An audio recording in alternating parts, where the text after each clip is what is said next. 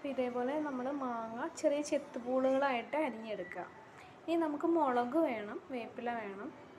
വെള്ളം നമ്മൾ ചൂടാറാക്കാൻ വെച്ചിട്ടുണ്ട്. അപ്പോൾ അത് നമ്മൾ ഭരണിയിലേക്ക് ഇട്ട് കൊടുക്കണം. അപ്പോൾ നമുക്ക് മുളക് അരിഞ്ഞെടുക്കാം. ഞാൻ 2 മുളക് ചെറിയ കഷ്ണങ്ങളായിട്ട് അരിഞ്ഞെടുത്തിട്ടുണ്ട്. അപ്പോൾ നമുക്ക് ഭരണിയിലോട്ട് മാങ്ങ ഇട്ട് കൊടുക്കാം.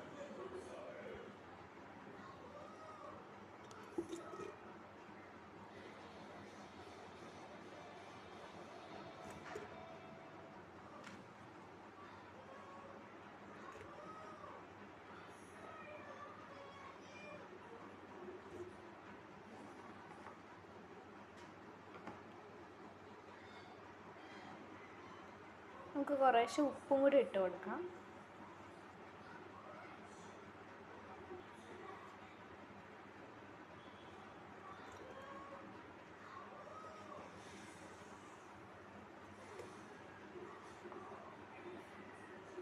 കുറച്ച് ഉപ്പും കൂടി ഇട്ട് കൊടുക്കാം.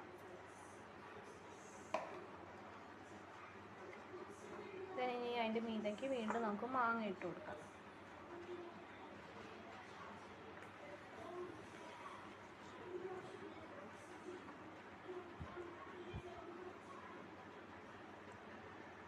വീണ്ടും നമുക്ക് ഉപ്പ് ഇട്ട് കൊടുക്കാം.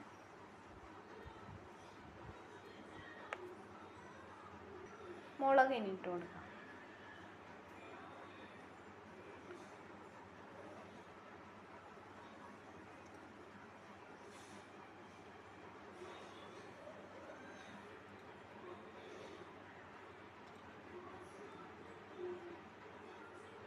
ഇനി നമുക്ക് ഇതിലേക്ക് ചൂടാറിയ വെള്ളം, നല്ലോണം ചൂടാറിയ വെള്ളം ഒഴിച്ചു കൊടുക്കാണ്.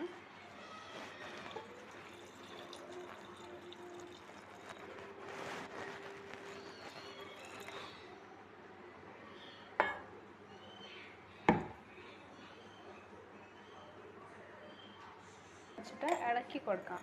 കാരണം ഉപ്പൊക്കെ എല്ലായിടത്തും ആവാൻ വേണ്ടിയിട്ട്, അടിയിലും എല്ലാ ഭാഗത്തും ആവാൻ വേണ്ടിയിട്ട് നന്നായിട്ട് നമുക്കൊന്ന് ഇളക്കി കൊടുക്കാം.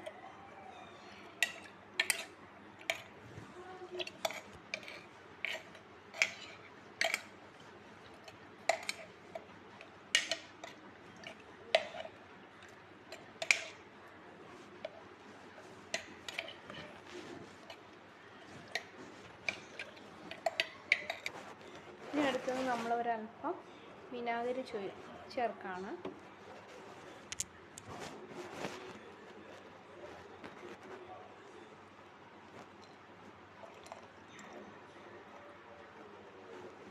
ഉപ്പിലൊന്നും പിടിക്കാതിരിക്കാൻ വേണ്ടിയിട്ടാണ് നമ്മൾ വിനാഗിരി ചേർത്ത് കൊടുക്കുന്നത്. അപ്പോൾ നമുക്കൊന്ന് ഇളക്കി കൊടുക്കാം.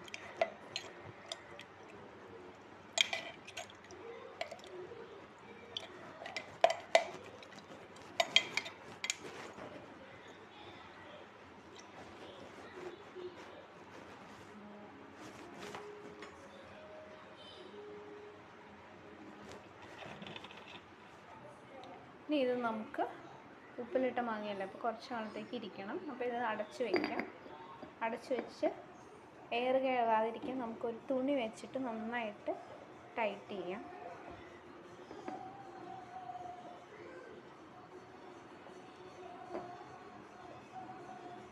അപ്പോൾ നല്ല എയർ ടൈറ്റായിട്ട് ഞാൻ കെട്ടി വെച്ചിട്ടുണ്ട്. നമുക്കത് 2-3 ദിവസമൊക്കെ കഴിയുമ്പോഴത്തേനും നമുക്ക് എടുക്കാം. എടുത്ത് നമുക്ക് ചമ്മന്തിയായിട്ടോ അല്ലെങ്കിൽ മാങ്ങ അരിഞ്ഞ് മുളക് പൊടിയൊക്കെ ഇട്ട് ഉള്ളിയൊക്കെ ഇട്ടിട്ട് അങ്ങനെ യൂസ് ചെയ്യാം. അപ്പോൾ ഏറ്റവും നല്ലത് കഞ്ഞിയുടെ കൂടെയാണ് നമുക്ക് ഇത് ഉപ്പിലിട്ട മാങ്ങ എടുക്കുകയാണെങ്കിൽ ഏറ്റവും നല്ലത്.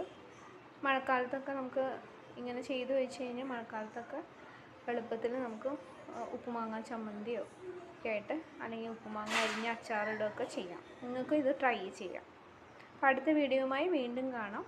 വീഡിയോസ് നിങ്ങൾക്ക് ഇഷ്ടമാണെങ്കിൽ സബ്സ്ക്രൈബ് ചെയ്യാനും ഷെയർ ചെയ്യാനും മറക്കരുത്. Thank you.